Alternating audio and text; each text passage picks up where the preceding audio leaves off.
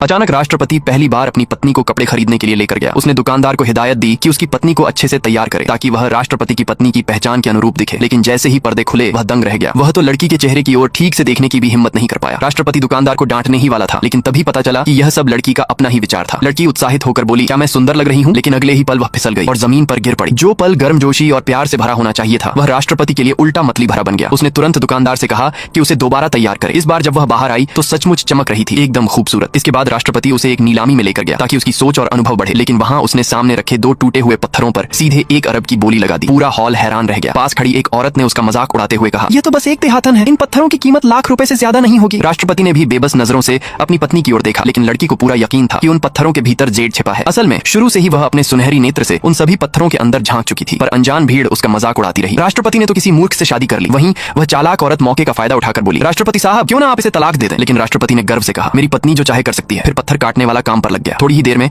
पत्थर के अंदर से 50 मिलियन 5 करोड़ की कीमत वाला जेड निकल आया। सभी लोग स्तब्ध रह गए। वो चालाक औरत बोली, ये तो बस किस्मत थी। लेकिन जब दूसरे पत्थर को काटा गया तो उसमें से 1 अरब की कीमत का जेड निकला। अब किसी की हिम्मत नहीं हुई उसे कम आंकने की। सब उसके सामने घुटनों के बल झुक गए और बोले, गुरुजी हमें भी अपना शिष्य बना लीजिए। नेक्स्ट पार्ट के लिए सब्सक्राइब करें।